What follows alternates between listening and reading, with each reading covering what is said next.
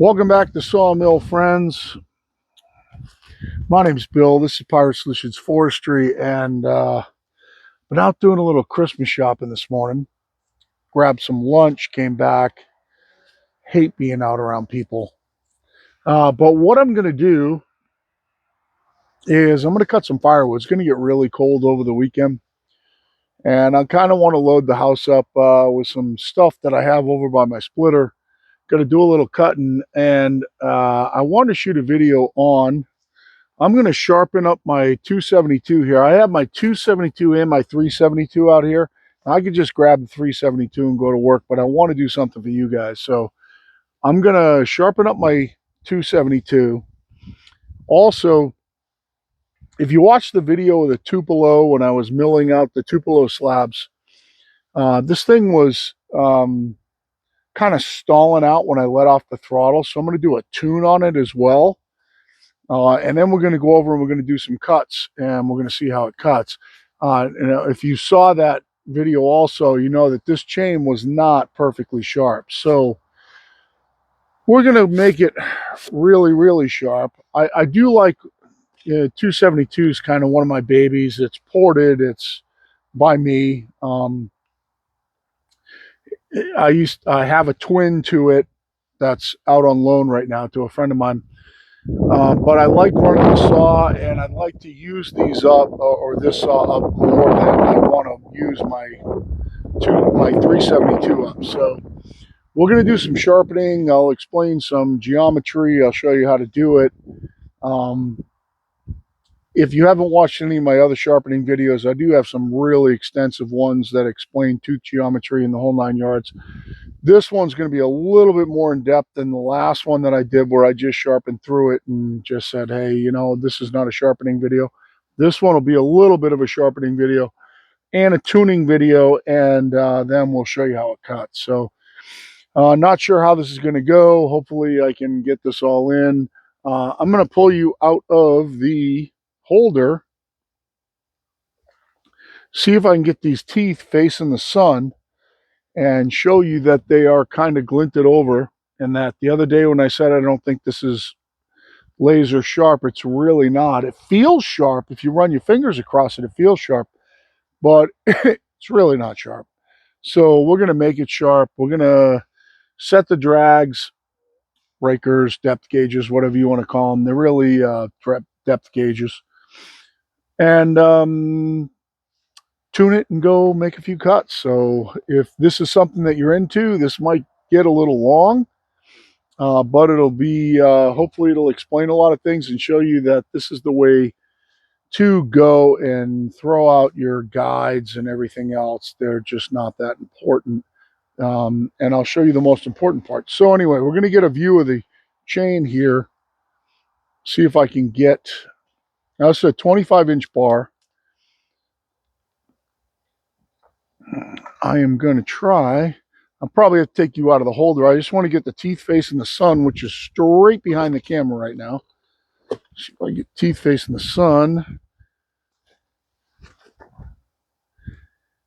Yeah, that's not a bad view. So what I'm going to do is I'm going to pull you out of the holder, and I'm going to show you some of the teeth to show you that it's not sharp. Because when you run your fingers across it, it feels sharp. It still cuts. But I'm going to zoom you in. Get this tooth right here. Zoom you in on this tooth. I always go the wrong way. So if you look at the sun shining off this tooth edge, you can see the way the sun is glinting off the tooth edge because it's rounded over and it's reflecting the sunlight right now. So even though this, you know, when you put your hand across this, it feels sharp, but it's not. Let's check the next one here. So again, the cutting edge on this tooth is rounded over. You can see the sunlight shining off it. Hopefully, maybe if I get you back a little bit, get you a little different angle. See, you can see the sunlight shining off the edge because the edge is rounded over enough to where the sunlight is reflecting back. And that's, if you ever hear me use the term glinting, like when I'm sharpening bandsaw bands, That's what I'm talking about. So I can see the glinting on all the teeth. And this one is not very sharp. Now my 372, let me zoom you back out. My 372, on the other hand, is really sharp. And that one's all ready to go. I could just cut with that one right now. But we want to make this one sharp. And I figured, hey, what better way to do that than to make a video making it sharp. So, you guys in your holder here. I'm going to get myself set up, and then I'll get you a really good, or as good a view as I can get here on the table. Now I have, I don't know if you saw this or not when I was just filming, but I have painted up a tooth where I'm going to start. And I have a couple different files here. Now there are, let's show you this. Because a lot of people, you know, especially are starting to use those 2-in-1 file holders and things like that. There are a lot of different files you can use. This one has a 25-degree angle and a 30-degree angle on it. So when you push it up against the saw, get you in close here. So when you push it up against the saw on the 25-degree angle, if you push that angle flat against the side, it puts the file at a 25-degree angle, and you can use that as a guide to sharpen your teeth. But the simple fact of the matter is that this angle is not, it's called fleam angle. So this angle here going this way is called fleam. The fleam angle is not super critical. It just isn't. It can be anywhere, you know, if you could get this from 35 to 20 and it's still going to cut pretty decent. You just want some shear angle on the tooth to help it cut through, you know, through the cross grain, but it's not super critical. Now, on top of these teeth, there is a witness mark. See if I can do this without taking you out of the holder. I have my sunglasses on, so it's going to be maybe hard for me to see. But if you see on the top of this tooth right here, right in front of my finger, there's a little line engraved on the tooth, and that witness mark right there is the angle that this tooth should be filed at. And you can see this one's actually pretty close. And on most big saws and on big chain 3/8, this is 3/8 050, which is pretty standard chain for a Husqvarna or steel and 25-inch. That angle is 25 on these. Now, when you get into the smaller micro chains, they go, or the smaller chains, they go up to 30 on that angle.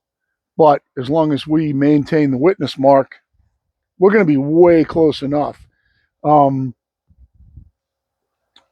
I'm going to file through a couple of teeth and show them to you.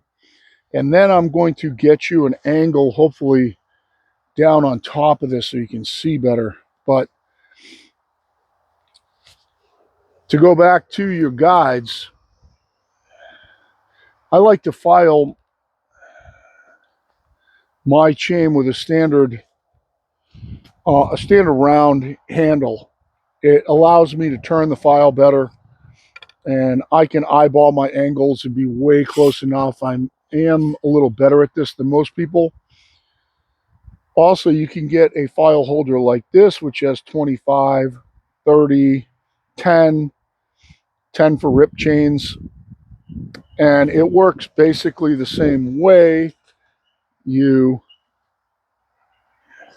I used to use these for my rip chains, but basically what you do is you take that 25-degree angle and you set it on top and line it up with the edge of your bar, and that puts you at 25 degrees. This also holds the file up so that you're only filing the cutting edge. Or you can get yourself one of those 2-in-1 things and never learn how to file a chain. So what I'm going to do is back you up a little bit, try and get you a view of what I'm doing.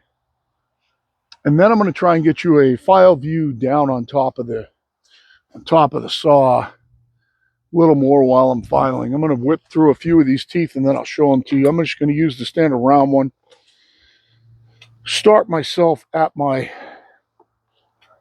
red mark, my red tooth here. And I'm going to return these to 25 degrees and make sure that the cutting edge is sharp. That one's done.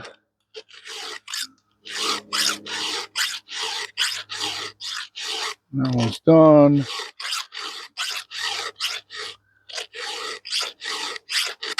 Oops. That one's done. I could file through this whole chain. When the teeth aren't super dull, I could file through this whole chain in probably, I don't know, maybe 5-8 minutes, something like that. Sometimes they need a little more. This one's top edge of the tooth was a little bit burnt off.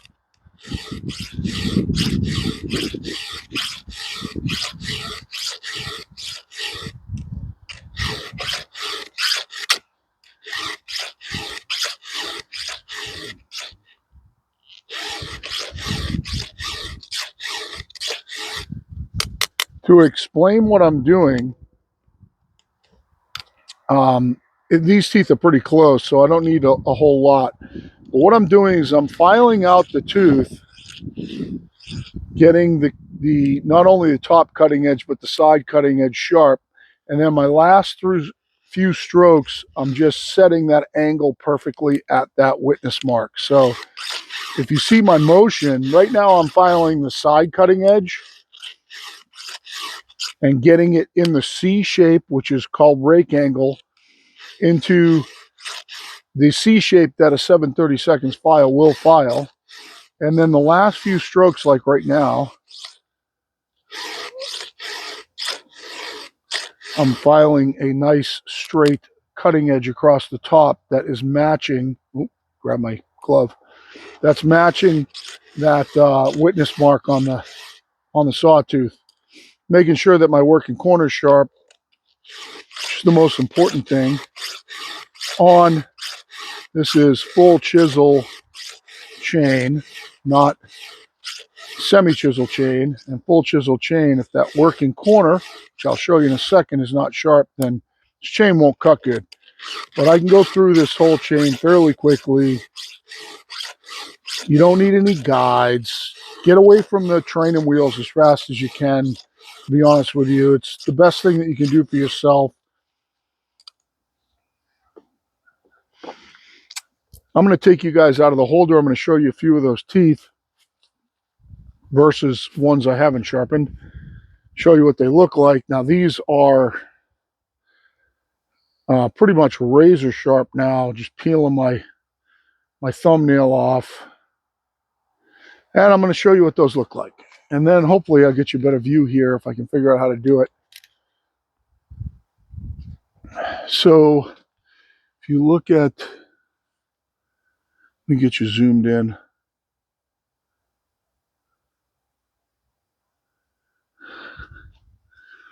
Maybe I can get down. Oh no, if I get down, that's not good. You can see what my thumbnail looks like just dragging across the teeth. So now my tooth is totally filed out. Hold on, get my finger in the right spot here. I am filed across the top of the cutting edge. The cutting edge is actually got a burr on the top now. And if I show you down on top of it, I've also got, you can see the burr on the top of the cutting edge there. This tooth isn't exactly perfectly straight. I could have done a better job with this, but you can see that it's matching the angle of the witness mark there. Check the next one here. Get this crap off the top of the tooth. This one I did a better job with the straight edge on the cutting edge. You can see that it's matching the witness mark. The working corner is sharp. It's just like a brand new tooth. Check this one. Oh, get your view. You zoomed way in. I don't know if you can see my fingerprint. Don't duplicate my fingerprint, guys. See that it's matching the witness mark. Nice straight edge across the top of the tooth. And the tooth that's across the top, you can see the burr on my finger there pulling across the side cutter. You know, this is a beautifully sharpened tooth. And if we have to get into one more thing really quick, we could talk about rake angle. Let's talk about it on this side rather than me showing you the other side. See this C? Let me get me zoomed in. So if you see this C on the tooth right here, that is the amount that the tip of this tooth is ahead of the bottom or ahead of the inside here. Oh, it's called rake angle. And this really dictates how aggressive, well, you can see the burr hanging off there too. This dictates, let me steady it. This dictates how aggressive your tooth is going to cut. Um, if you look on the side of the tooth right here, there is another witness mark that shows you what that should look like from the manufacturer. You can see that mine come out really, really close to what that witness mark shows, which is a standard rake angle. Now, you can undercut this tooth and go in lower, take out the bottom half and get way in underneath it, make that cutting edge a lot less of an angle and make this cut a lot more aggressively, just that cutting edge won't last very long. This is about what we call the C on a tooth in the rake angle. That is about what you want for a standard chain right there. And that's created by the 7/32 file. Maybe I can do this.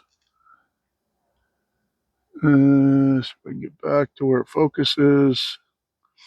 That's created by the 7/32 file in that tooth like that. The bigger the file, the less that C is going to be. The smaller the file, if you went to a 5/32, you would undercut it and you would make that more aggressive. And then also the higher that you hold the file when you cut this tooth, the less aggressive you're going to make it. And the more you file down into the tie strap, down low, the more aggressive you're going to make it. You want about a third of the file over the top of the tooth like that right there. That creates a perfect rake angle, perfect C angle. Whoa, where'd I go? Oh, that's when I filed. That creates that perfect C angle, and that's what we're looking for a durable, sharp chain. And it should, you know, if you have a witness mark on the side, you just, you know, you want it to kind of look like that witness mark right there. But if you file with this file that the chain calls for, and you file with it a third of the file above the top of the tooth, you will end up with that C angle. So let's get you zoom back out. See if I can get a view where you can see, really see what I'm doing. Let me, I'm going to pause you 1 second. I'm going to pull my box out from under the bench there. Okay, that was my sawmill box, and I'm going to try to get you a view down on top. See, as I'm cutting here, maybe I can angle this like this a little bit. Get you in a little closer. And I am sharpened to here. So I'm going to start with this tooth. Let's see what that is on the, I'll zoom in.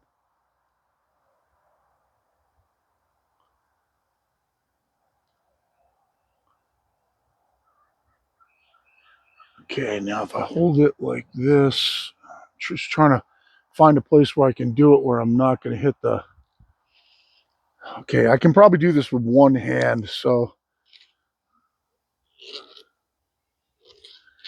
Let me just file this with one hand and you'll be able to see what's going on. Get it right in the middle of the camera.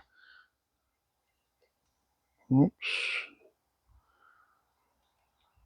Oops. Oops. So we're going to try to, oh, maybe I can hold it with two hands. I'm kind of staying out of the way of the camera here, so I apologize if this messes up. But so right now what I'm doing is I'm cutting the side cutter. And I got to kind of look down. And then as I get that side cutter sharp, I'm starting to work this back over to match up with that angle right there. And then my last few strokes,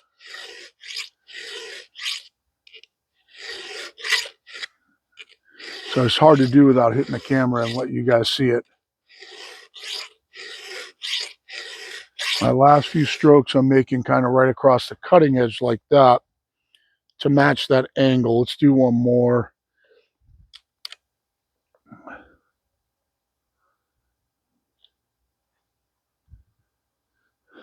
All right. And you can tap your file out. Normally I do it every couple of teeth, but when I'm filming like this, I forget. So let's just go ahead. I'm going to file out the side cutter.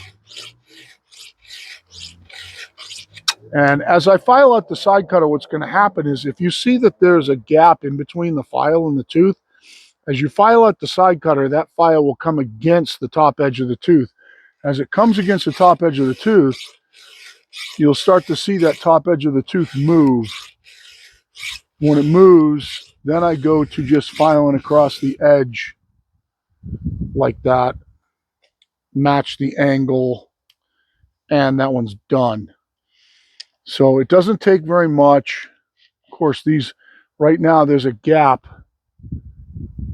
between the file and the tooth, if you can see that, so that the side cutter has to come back to where I can get to the cutting edge.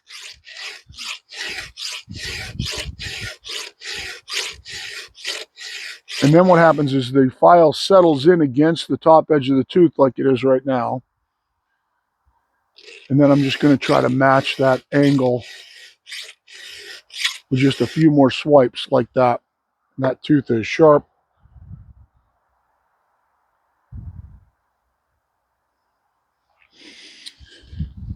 So let's breeze through the rest of this chain. Get you guys back a little bit. Whoa, me.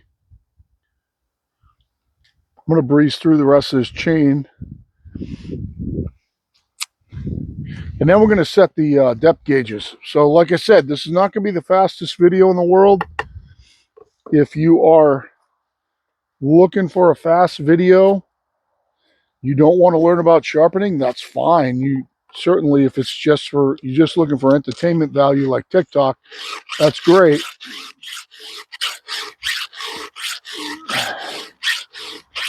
My goal is to make my saw cut nice and fast and smooth, so it's enjoyable for me to cut with it.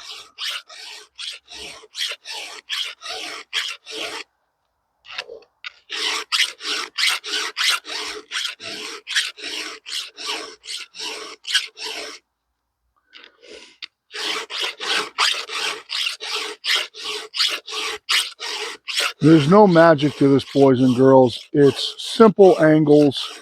If you want to understand those angles, you can go back and search in my videos like chainsaw tooth geometry. I've done some videos, you know, drawing this out and explaining all the angles and everything else, how they affect cutting. We're just trying to return these back to like factory right now. You know, the saying that we always hear, or that I always hear, is that, well, my chain never cuts as good as it did when it was new. That's just nonsense. Chains don't cut good when they're new. Not like they can when you start learning these angles and learn to modify them based on what you're trying to do. And you learn that a lot in rip chains. That's one side done. We're going to flip to the other side. I'm going to move the camera so you're not looking at my back.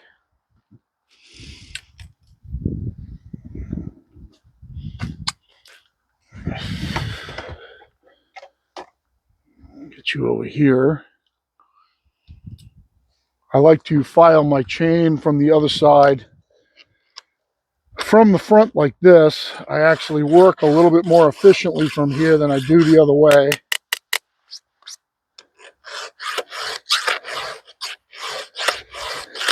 If you wonder about what files do I use Velour files. They're a Swiss-made file. I believe they make the files for steel, so if you get steel files, they're the same thing.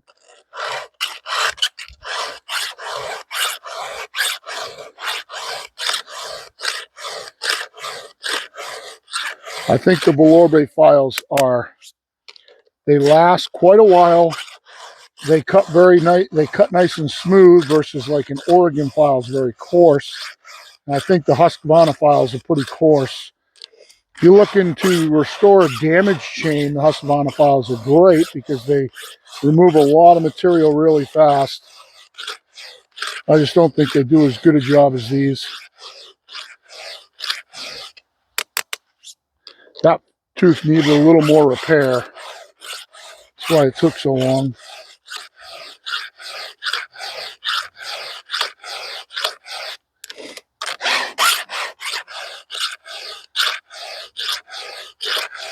If the gullets of the tooth, which is down in the bottom here, where the C is, the gullet of the tooth is filed out enough, I can just go right to work on the cutting edge.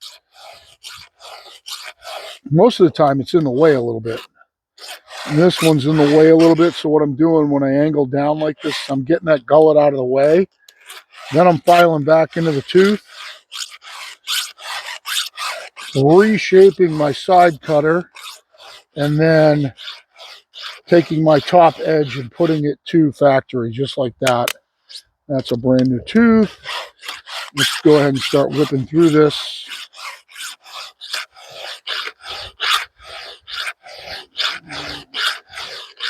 I see a lot of videos on those 2-in-1 steel sharpeners. I would stay away from them as much as you can.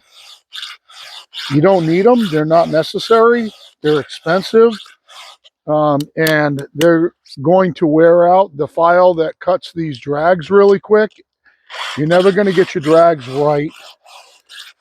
Maybe after the first time you use it, second time you use it, it'll be fine. After that, that file is going to be wiped out where it cuts the drags.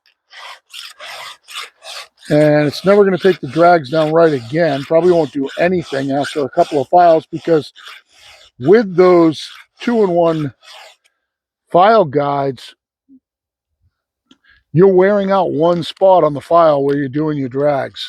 I'll show you what I mean in a minute when we do the drags here. This one thing this saw was not digging in great, so I assume that my drags are a little high.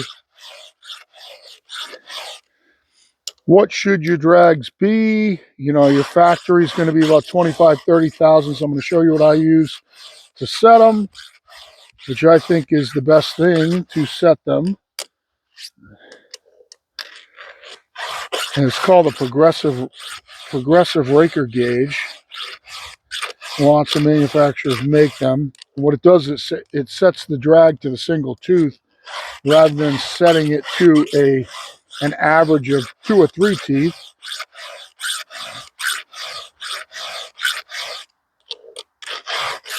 Now, the old-time fallers would do this right on a stump. You know, if you ever watch like fucking Billy Ray Smith do his, where he lays on top of the saw, you know, the old-time filers will do it that way.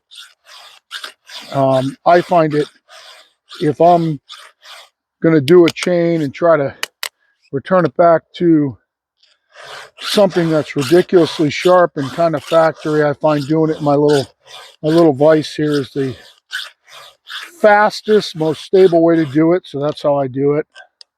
When I'm going out cutting, I will actually bring this vise with me. Do it right on the tailgate of my truck. There's nothing more annoying than trying to file a saw on the tailgate of your truck and having the saw moving around. But commercial cutters have been doing that for years, so it's my last tooth.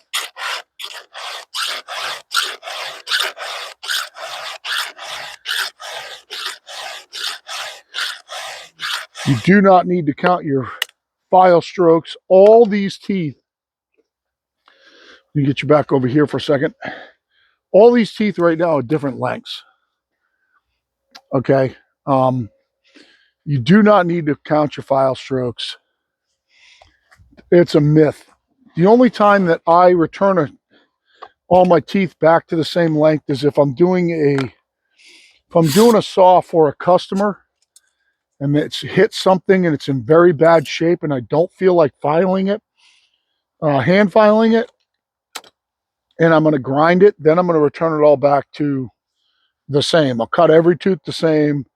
I'll actually put on a raker stone that I have that's angled just the right way for rakers, and I will do all my rakers all the same height and then give it back to the customer, and they'll wreck it in 20 minutes. So this is a progressive raker gauge. It has a softwood setting right here and a hardwood setting. Typically, to retain durability, I file everything at the hardwood setting, which takes these depth gauges down the least amount that this gauge will take them down. It fits over the top of the tooth. The depth gauge fits into a little holder on here. You can see this one's all filed out. The depth gauge fits into that little notch, and then you file it until it's flush. And what it does is it sets, and these are a little high, sets that depth gauge to this one individual tooth. And it sets them so that every tooth is taking the same amount of bite, regardless of how long it is. So you don't have to worry about counting your strokes when you're filing and everything else. Typically, I will file the whole chain from the same side, and then I'll rotate it. So I'll whip through. Not all these are really high. Got to find a good sharp part of the file. Got a lot of files. Files, when you're doing depth gauges, files wear out pretty fast. If you find a file that will hold up to depth gauges, let me know. I've never found one. I have like 10 of them in here. I just grabbed the one that's working the best. Right now I'm using the front of the file because it gets used the least. And if you want to check to see if your depth gauge is still sticking up, just go sideways.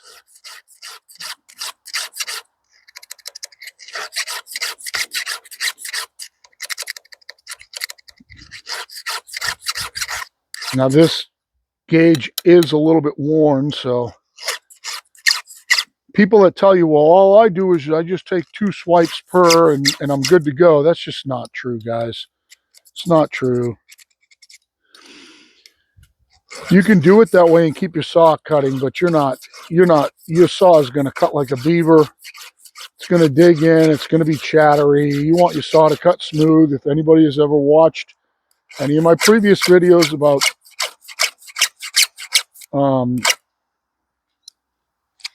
proving that to you, when you watch my saws cut after I do this, it's completely undebatable. Now, if you're doing this on your smoke break out in the field in the timber, I completely understand why you just grab a file and just take a couple of swipes off. But if you're doing this for customers and you're doing it, you've got the time like I do to make my saw cut good, there's no reason to not do a good job.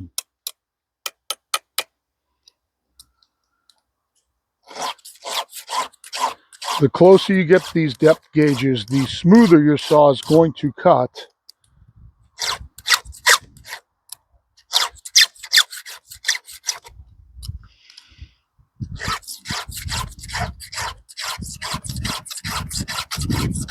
Some of these are really pretty high. It's one reason why the saw wasn't digging in good enough. If you stay on top of these, it's only a couple of swipes each tooth. One side of this chain is way closer than the other side. The left-hand cutters right now are way back further than versus their depth gauges in the right-hand cutters. The left-hand cutter depth gauges are taking a lot more to get them down. This one's almost good where it is. This one's sticking up.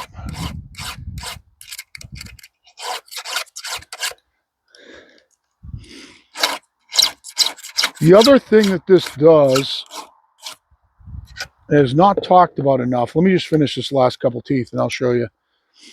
Is that it angles your depth gauges off, and your depth gauges need to be angled. They're not supposed to be flat. And I'll show you what I'm talking about here in a second. Let me see if I can get this in for one more here.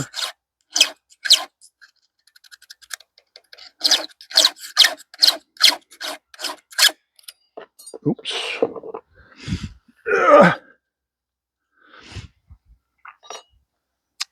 I'm going to pull you out of the holder and show you what I'm talking about. There's a reason for this. This makes a big difference in how smooth your saw cuts. It's a very, very misunderstood thing. Okay. This progressive gauge, if you set it on here, you can see the angle that it's at. That angles off your depth gauge like this. Your depth gauge needs to be at that angle. It can't be flat across the top, because what happens is, it's going to be hard for me to illustrate this, but what happens is this tooth, when it engages the wood, kicks back like that. And when it does, if your depth gauge is flat, the front side of the depth gauge will go up higher because it's flat across, and it will chatter in the wood. The reason that these are should be angled is so that when that happens, when this tooth, if I can do it one-handed here, kicks back and that depth gauge goes up in the air like that, that depth gauge is still flat across the top, and it'll ride nice and smooth across the wood and keep your saw from chattering. So these depth gauges should be angled off. Now, if you take them down with a standard gauge like this, all right, if you take them down with a standard gauge like this and you file them flat, you need to go in afterwards and take the front side of that depth gauge off. This gauge does it all in one fell swoop. So you set this on there, you set the depth gauge in the mark like that, and you file it off, and it sets the angle for you. So that's already done. It's a very, very misunderstood part of doing depth gauges and cutting smooth. And also, especially if you're doing rip chains, it makes a big difference. So what I'm going to do is I'm going to finish off the depth gauges on this. I'm going to pause you guys. When you come back, we're going to fire this saw up, and we're going to check it for tune. All right, so what we're going to do is we're going to check the saw for tune. I'm going to show you how to do that. The one thing that you want to do is you want to make sure that your air filter is clean and that you can get to your carb screws. I find it easier on a 272 to pull the cover off to do it. What we're looking for is we're looking for 2800 on the low side. That's your idle side, that it should idle around 2800. If you want it easier to start your saw out in the woods, you can get that closer to 3000, but you don't want to go over 3000, because what will happen is your clutch will engage and your chain will spin. So 2800 to 3000 is pretty safe. And you want your throttle response to be instantaneous. If your throttle is not, as soon as you hit your trigger, it goes right to full speed. If it's not doing that, then you have to adjust your low side, which I'll show you how to do. And you want your high side on your saw to be somewhere around whatever the spec for the saw is. Every saw is different. What I find in 268s, 272s, they tend to pull the hardest when they're tuned around 12.8, kind of like a 660. On the 372, you can tune that up to 13.2, 13.3, 13.5. On some real nice ported saws, you can turn them way up. We're not going to talk so much about four-stroking here, because you're not going to be able to hear it real good with the noise canceling. But what should happen is that your saw should four stroke or burble at wide open throttle when it's not in the wood. And then when you put it in the wood, that should clean up to a nice, smooth, even sound. The burble should go away. If you don't have a tachometer, you're going to want to tune your saw so that it burbles when you're at wide open throttle on the trigger, and when you put it in the wood, it cleans up. That's as far as you're going to want to go with it. You got to keep the burble wide open throttle, no load on your saw to make sure that you're low enough. Now, I have a tachometer, so we're going to check it with the tachometer, and I'm going to tell you what it is. And we're going to try to get this thing right in around 13,000 RPMs. You adjust that with the high side screw, and you adjust the idle circuit and the throttle response with the low side screw. Now, most saws also have what's called an LA screw. That is nothing more than, and I'll show you this, a throttle screw, an idle screw that allows you to adjust the idle so that if you don't feel like when you're going up and down altitude, you want to go through and mess around with your low screw and your high screw, you can just adjust your idle, your LA screw to keep your saw running when you're out in the field so it doesn't stall every time you let go of the trigger. If you're changing a lot of elevation or if you go from summer to winter or things like that. So I'm going to pull you in close and show you the screws, what they look like. So on this particular saw, you have the hole on the left right here. Now I can't see through the viewfinder, so I hope your view is good. The hole on the left here is your L hole. It says L there. And that's always going to be closest to the cylinder. That's your high, that adjusts your high RPMs. And then the T, which is that big whomping screw right there, is your regular adjust your throttle screw. Typically, if you get your L and A adjusted right, you don't have to mess with that throttle screw. It almost shouldn't do anything. Your two LA, your low screw and your high screw are down underneath that big screw. I don't know if you can see it down by the blue wire. So what we're going to do is we're going to fire this up, and I'm going to check my low side, and because it was stalling, and my throttle. I'll tell you what I'm doing while I'm doing it.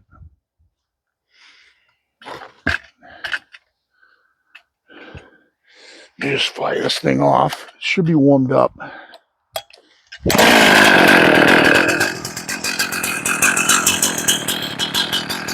All right, so on my tack, I'm going to check the lows right now. That's 2,400, 2,200, 2,500. It's too low. 2,700.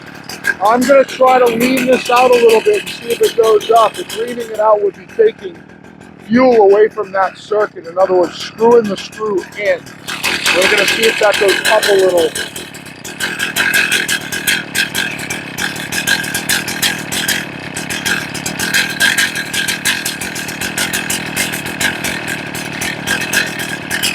If it goes down, I'm going to go the other way. So right now I'm at 28, 27, 27. It's still a little low. I'm going to check my throttle response. So it's pretty close. Let's go ahead and turn it up a little more. I'm going to lean it out a little more. I'm going to screw that screw in just a little more. The throttle just stabilized out. 28, 29.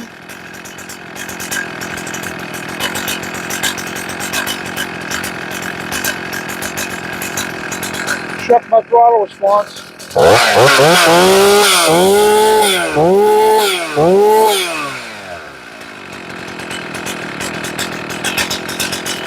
Let me explain one other thing to you, because that's my low circuit's pretty close right now. On your low circuit, what you want to do is you want to find out the spec on your saw. Now, typically on a saw like this, if you screw that all the way in till it seats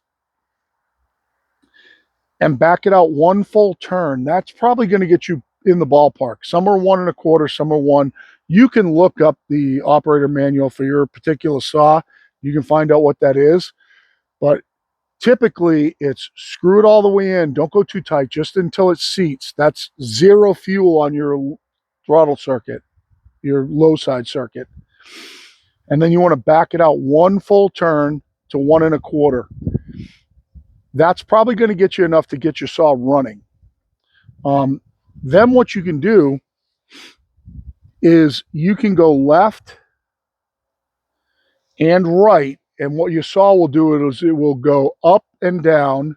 When it goes down, go back the other way. It's going to go up, and then it'll go down again, go back the other way. You want to put it right in between those two settings. So you want to go left and then right, find out where that high side is, where you're getting the most RPMs. Your chain might even be moving at that point.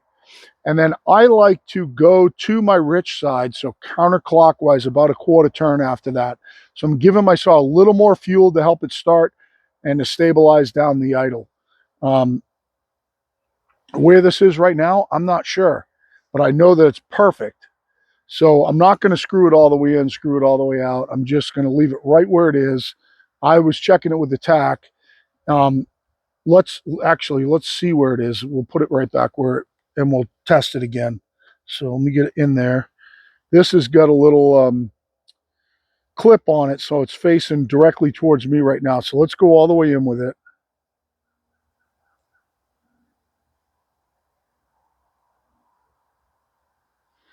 And it's facing me. So exactly 1 turn out is perfect on the saw. Let's go 1 turn out. That should be back where it was. We're going to fire it up again, and we'll check the RPMs. I'm going to do this off the bench. I don't want it to dig in.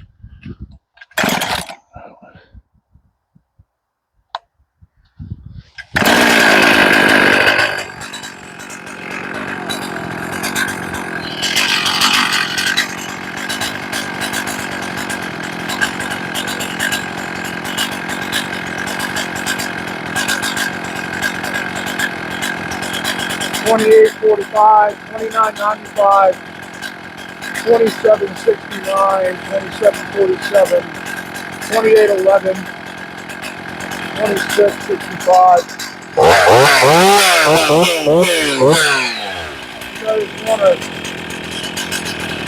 go ahead and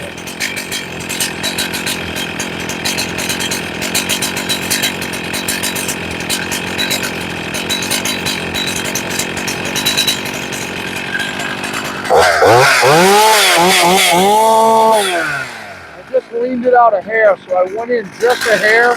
The idle came up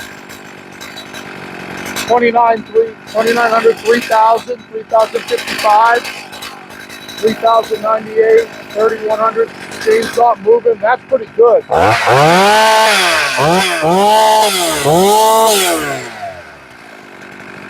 Now what we're going to do is we're going to check how much it's spinning on the top.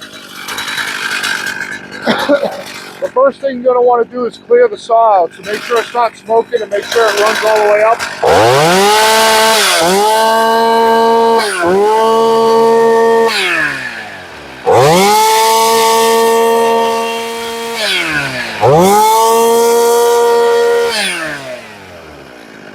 This saw is a little bit lean. It actually spun up to 14,000. I'm going to add some fuel. So I'm going to go counterclockwise on my high screw and bring that down a little bit.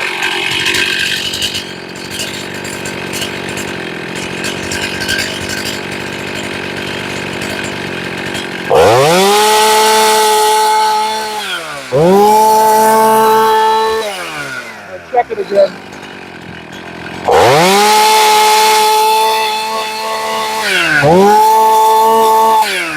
Right now it's spinning 13.3.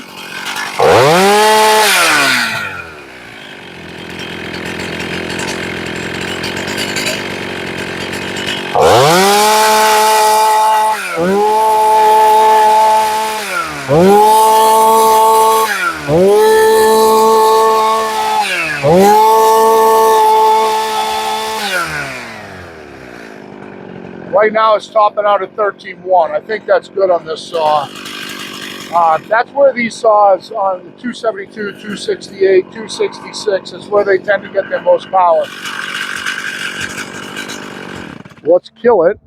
And what we're going to do, I'm going to put the top back on. I'm going to pause you guys. I'm going to take you over there. We're going to put it in some wood. We're going to see how it cuts.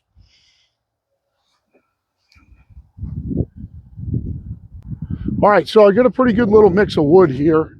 I've got white pine that I just set the saw down on. I have pitch pine right here. I've got a chunk of white oak and a big white pine right here. Well, let's go ahead and make some cuts. This all has to get bucked up so I can run it through the splitter. I'm going to fire the saw up. I'll move you around. We'll make some cuts in this big white pine over here. It's going to be way bigger than the saw, but it should. One thing that I wanted to say first is when you tune your saw, make sure you have fuel in it. You don't want it going lean on the fuel side. And also, someday I'll do a video on the four-stroking thing. You can't hear it because of the noise canceling, so it makes no sense for me to try to explain it to you. But when you go full throttle in your saw should burble a little bit on the top, and then when you put it in the wood, it should clean right up to bah. It should be like brrr, and then bah when it cuts in the wood. That will really tell you where the top is if you don't have a tack. But you want to make sure it's four-stroking when you hit the full throttle. So let's fire this up, and we will make some cuts in this white pine over here. Another key to whether your saw is running right is if it starts on the first pull. If it doesn't, then there's something wrong with it. Now this white pine over here is much, much bigger. It's also a cross grain cut, so it's going to be kind of weird grain, but it's much, much bigger than, well, it's about 25 across.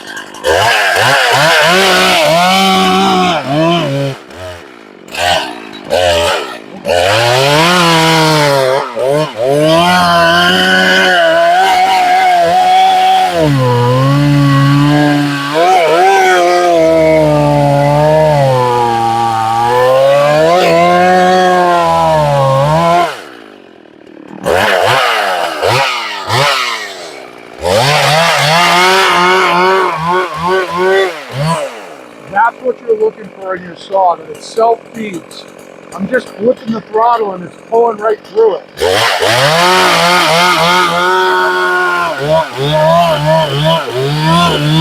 You don't even have to put any pressure on it.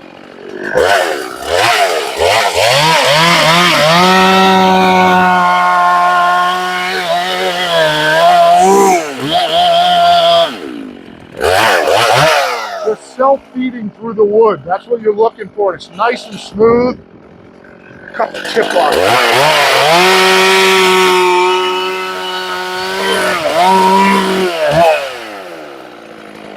Really, really smooth, not chattery. That's what you're looking for. Let's try this,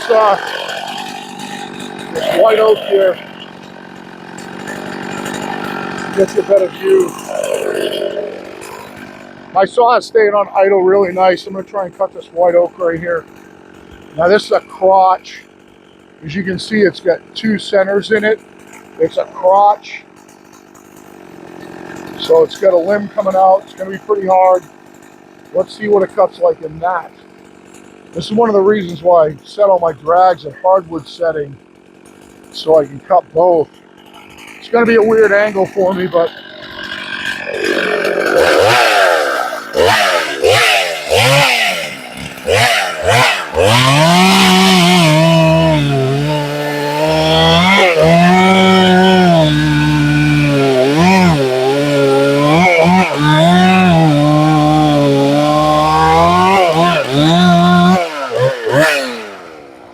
cutting through it perfectly fine. I got to get that out of there before I cut the whole thing. Let's try this pitch pine over here.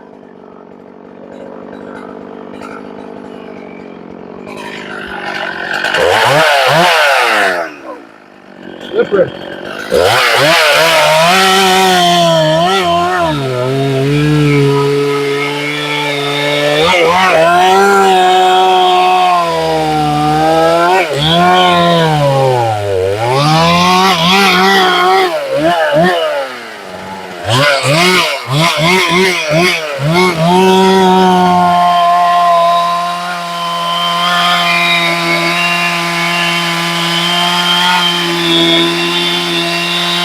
I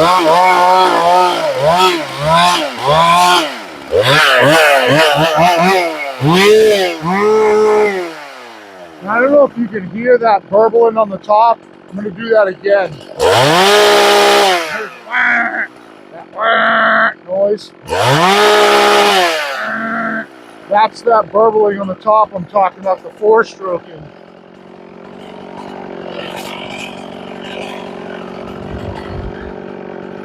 Check out this huge white pine right here. This one's really big. I'll only be able to cut a little bit because I got to pull this pile apart before I can get at everything.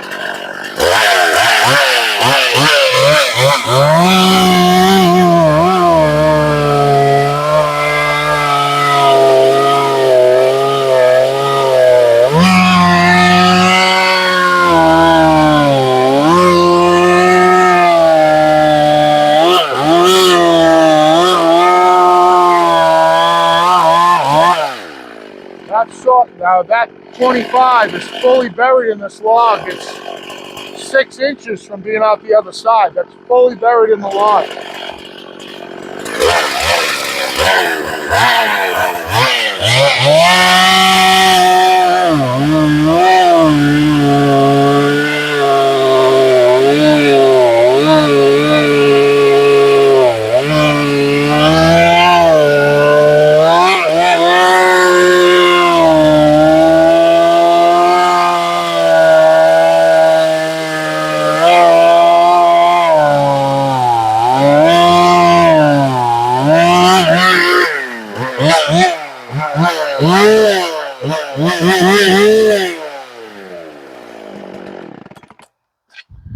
So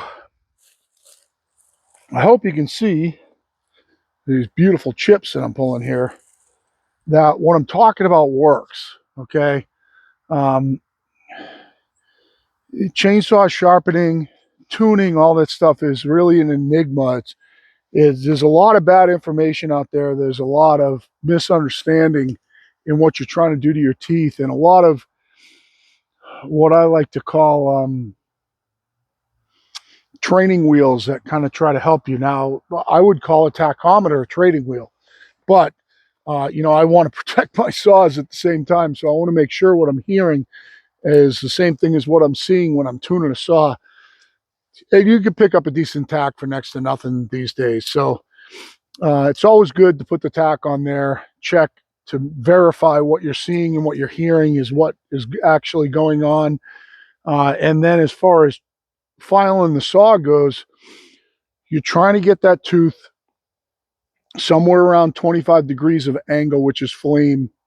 And then you want that C on the side to be very mild. You don't want it to be really deep. It'll cut really aggressively that way, but your tooth won't last very long. And you don't want it to be straight up and down, like kind of like a rip tooth. The rip teeth tend to be pretty close to straight up and down. You don't want it straight up and down. And you want about a third of the file above the top of the tooth with the correct file for the chain, which I suggest using 7/32 for everything. Everything that you can fit it in between the drag and the tooth, I file with 7/32. But if you have about a third of the file above the tooth and you're not digging in underneath it, you're not holding it up high, it will give you that good C to give you that nice aggressive cutting motion, or cutting thing like I'm showing you here, where it will self-feed, and you're also getting a pretty durable tooth. Cutting shit like this, you're gonna wipe teeth out pretty quick if if you don't have an excavator that can hold the log up and you can just buck it off. If you're out in the dirt and things like that, keep your teeth out of the dirt. Obviously, roll your logs, do as much as you can. But when you got dirty logs, you're going to go through teeth. There's no doubt about it. You can file them like I did in 1,000th of the time and learn how to file them rather than throwing training wheels at it and hoping it cuts good. I promise you, if you go back in my videos and you watch the tooth geometry videos about chainsaw teeth where I'm drawing them out on a big piece of paper and everything, if you learn all the basics, your chains will cut better, and you can modify them so they cut faster, or slower and last longer. Either way, you can go down to 20 degrees on your flame if you're cutting in dirty wood, even 10 degrees. I've done videos on rip chains cross cutting like this, and they cross cut fine, and they'll last a long time at 10 degrees. You can do all those things, and you can mess around with it, especially if you get a progressive raker gauge, so you don't have to worry about how long your teeth are and counting your strokes and all that shit. That's all a myth. If you get the right things to set your stuff right, you set them correctly, all that stuff's a myth. You don't have to count your strokes. It doesn't matter if all your teeth are the same length. It doesn't really matter if all your teeth are the same angle. They can be close. They don't have to be perfect, and it will still cut fine. Um, if I had to give you one thing that I think is most important, your depth gauge relationship to your tooth is the most important thing. You want all your teeth to be set the same to the depth gauge, drag, raker, whatever you want to call it. You want them all to be the same. The relationship between the top of that tooth and that depth gauge, if all your teeth are the same, nothing else matters. Your chain will cut straight, it will cut smooth, it will cut fast. All that stuff takes place. Those depth gauges get too high, it won't cut, won't matter how sharp you get them. If your teeth are rounded over, again, they're not going to cut. You got to dig the friggin' dogs in and pull on it and push out dust. You're not going to get nice, big, beautiful, noodly chips like this. Stay on top of your chains. Don't let them get smoked. They start pumping out a little dust, file them. You're just going to be better off for it. You're going to be faster. You're going to be more efficient. You're going to have a lot more fun cutting. And it's going to be a lot safer for you too. The two things I think are, having it be fun. I want the saw to feed nice and smooth and fast. That's fun for me. It's also safer too. The saw is going to stay in the wood. It's going to feed itself. It's going to stay in the wood. It's going to be more predictable. It's really all I got for now. I hope this helps you guys out. Trying to get some videos in before Christmas, and I didn't feel like shopping this afternoon. I should be out Christmas shopping right now, but I'm not. So I'm going to try to get some of this split up and get it in the house, because it's going to go subarctic on us on Saturday night, Sunday, and Monday. It's going to go subarctic down in single digits. So I got to get some more in the house. And for now, I appreciate the watch. If you have any questions, hit me up. Inspired Solutions out.